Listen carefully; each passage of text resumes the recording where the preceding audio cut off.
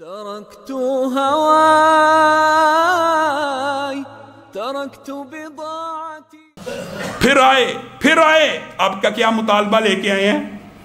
عمارہ بن ولید بن مغیرہ کتنے بڑے سردار کا پوتا ہے، عمارہ کو لے کے آئے، کہا یہ ایک نوجوان ہے، یہ خوبصورت ہے، ابو طالب اس کو اپنا بیٹا بنا لیجئے، آپ اس کو اپنا بیٹا بنا لیجئے، اس کے بدلے میں اپنا بیٹا ہمیں دے دیجئے، ہم اس کو قتل کرنا چاہتے ہیں معاذ اللہ۔ ابو طالب نے غصے میں کھڑے ہو کے کہا تمہارے بیٹے کو میں پالوں، اپنا بیٹا بناؤں، اس کی اچھی طرح پرورش کروں، اس کے ناز و نام اٹھاؤں، تم میرے سے کیا معاہدہ کرتے ہو اور اپنا بیٹا دے دوں کہ تم قتل کر دو؟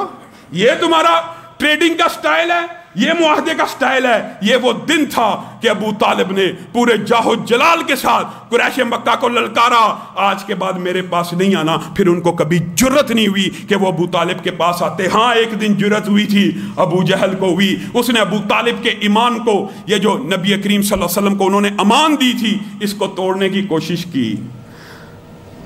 یہ دیکھیں کئی مرتبہ عصبیت بھی اور کئی مرتبہ رشتہ داری ابو لہب کے نہیں نصیب میں تھی، ان کو ہدایت نہیں تھی ملنی، لیکن ابو جہل کے یہ تیز و تند جملے سنتے ہوئے حضرت حمزہ کی غیرت جاگ گئی، کہا مان توڑے گا ابو طالب کی؟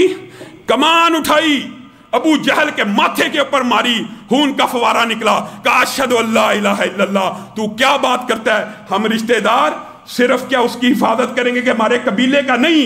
آج چچا حمزہ اسلام کو قبول کرتا ہے، تو مان توڑنے کی بات کرتا ہے۔ آج سے میں اسلام کو قبول کرتا ہوں، میں محمد صلی اللہ علیہ وسلم کے ہاتھ میں جا کے آج بیعت کروں گا۔ اور پھر گئے اور کہا آقا آج کے بعد آپ کا چچا آپ کے دائیں ہوگا بائیں ہوگا، میں آپ کے ہاتھ کے اوپر اسلام کو قبول کر رہا ہوں، ابو طالب کی طرح نہیں کہ صرف رشتہ داری کی وجہ سے سپورٹ ہو رہی ہے، نہیں، اسلام اور ایمان کو قبول کر کے آج کے بعد میں آپ کی سپورٹ کروں گا۔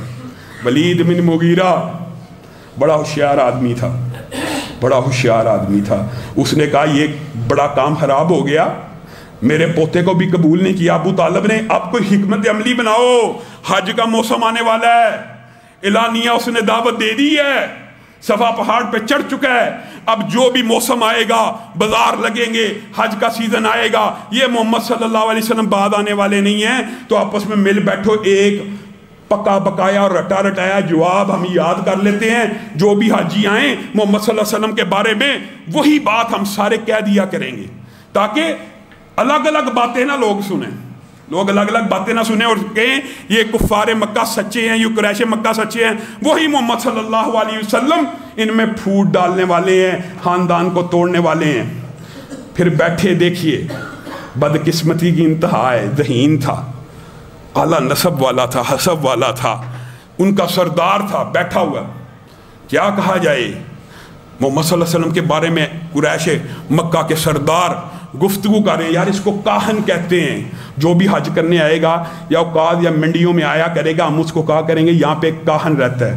ولید بن مغیرہ کہتا ہے میں نے کاہنوں کو سنا ہے، میں نے کاہنوں کو دیکھا ہے، کاہن جو کلام کرتے ہیں اس کے کلام اور محمد صلی اللہ علیہ وسلم کے کلام میں زمین و آسمان کا فرق ہے، عرب ایک منٹ میں بھانپ جائیں گے کہ تم جھوٹ بول رہے ہو، کاہن نہیں کہہ سکتے، شاعر کہہ دیں، شاعر کی ساری شعر کی ساری قسمیں ولید بن مغیرہ جانتا ہے یہ شعر نہیں ہے، پتہ لگ رہا ہے، سمجھ رہا ہے، کہہ رہا ہے یہ شعر نہیں ہو سکتے۔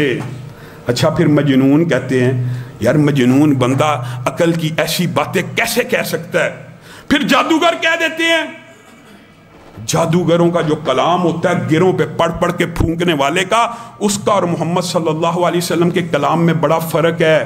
خود ولید بن مغیرہ کے صحیح سند کے ساتھ الفاظ موجود ہیں، نبی کریم صلی اللہ علیہ وسلم جو کلام پڑھتے ہیں وہ شہد سے زیادہ میٹھا ہوتا ہے، اس کے اندر چشموں سے زیادہ روانی ہوتی ہے، اس کے اندر عربوں کے شعراء سے زیادہ فصاحت و بلاغت ہوتی ہے، تم کیسے کہہ دو گے وہ جادوگر ہے؟ تم کیسے کہہ دو گے؟ ولید بن مغیرہ خود جواب دے رہا ہے، کہا ہاں تمہارے جادوگر کے لفظ سے ایک بات میرے ذہن میں آئی ہے، ہم یہ ضرور کہہ سکتے ہیں کہ محمد صلی اللہ علیہ وسلم ایسا کلام پڑھتے ہیں جس سے بھائی بھائی سے جدا ہو جاتا ہے، ماں بیٹا جدا ہو جاتے ہیں، بیوی حامد جدا ہو جاتے ہیں، یہ بات میں حقیقت موجود تھی، جس نے اسلام کو قبول کیا، ایمان کو قبول کر لیا، اس کے گھر والوں نے نکال دیا، اس سے بائیکاٹ ہو گیا. کہا یہ ایک قریب ترین بات ہے. اللہ رب العزت نے ولید بن مغیرہ کے بارے میں قرآن میں یہ جب پلاننگ کر رہا تھا، اس کے بعد پے در پہ آیتیں نازل کر دی. ذرنی ومن خلقت وحیدا وجعلت له مالا ممدودا وبنین شہودا ومہدت له تمہیدا ثم یطمع ان ازید کلا انہ لآیاتنا عنیدا سأرہقہ صعودا انہ فکر وقدر فقتل کیف قدر ثم قتل کیف قدر ثم نظر ثم عبس وبصر ثم ادبر واستکبر فقال ان هذا الا سحر یوسر سأصلیہ سقر وما ادراک ما سقر لا تبکی ولا تذر لواحۃ للبشر علیہا 19. اللہ رب العزت نے کلام بھی اس کے عین مطابق نازل کیا اور چیلنج بھی دیکھے کر دیا. اے محمد صلی اللہ علیہ وسلم ذرنی ومن خلقت وحیدا، چھوڑ دیجئے اس ولید بن مغیرہ کو، اور مجھے اللہ کہہ رہا ہے، مجھے اللہ کو اور ولید بن مغیرہ کو آپس میں لڑنے دیجئے. جس کو میں نے پیدا کیا، جس کو میں نے مال دیا، جس کو میں نے بیٹے دیے، اور آج بھی وہ یہ کہہ رہا ہے کہ اللہ مجھے اور دے. نہیں، یہ آج کے بعد تجھے مزید ملنے والا نہیں، تو ہماری آیتوں کو جھٹلانے والا ہے، تو جہنم میں جائے گا. اللہ قرآن میں کہہ چکا، جیسے ابو لہب کو چیلنج کیا، اس کے بارے میں پے در پہ آیتیں نازل کر کے کہہ دیا سأصلیہ سقر، یہ سقر میں بھی جائے گا جس کے اوپر 19 دروگے جہنم کے قائم ہوں گے. اس کی جلد کو جلایا جائے گا، پھر نئی جلد آ جائے گی. یہ اتنا بدبخت ہے، اس نے غور و فکر کیا. اللہ اس کے غور و فکر کا ذکر کر رہا ہے. اس نے غور و فکر کیا، اس مجلس میں بیٹھ کے غور و فکر کر رہا تھا نا، اور قتل ہو ہاک آلود ہو، کیسا غور و فکر کیا. غور و فکر یہ کرتا، اسلام کی ہدایت کو پاتا، غور و فکر کر کے کہتا ہے فَإِنْ هَذَا إِلَّا سِحْرٌ يُوسَرٌ، ہم کہیں گے یہ کسی جادوگر کا کلام ہے جو بائی کو بائی سے جدا کرتا ہے. اللہ تعالیٰ نے ولید بن مغیرہ کے بارے میں بھی کہہ دیا یہ جہنم میں جائے گا. اللہ کی قسم، قریشیوں کے پاس، کفار مکہ کے پاس کئی موقع ایسے تھے، محدثین نے لکھا، مفسرین نے لکھا، سیرت نگاروں نے لکھا، عقل پہ ایسا پردہ پڑ گیا تھا. صرف یہ جھوٹ موٹ کے اسلام کو قبول کر لیتے نا، جھوٹ کے کہ دوغلے پن سے، صرف قرآن کو جھٹلانے کے لیے کہ میرے بارے میں تو ابو لہب بھی کہتا ہے جہنمی لکھا ہے، یہ ولید بن مغیرہ کہتا ہے اللہ نے پے در پہ 9-10 آیتیں میرے بارے میں نازل کر دی ہیں، جہنم کا قصہ میرا بیان کر دیا، میں اسلام کو قبول کرتا ہوں. تو کیا ہوتا؟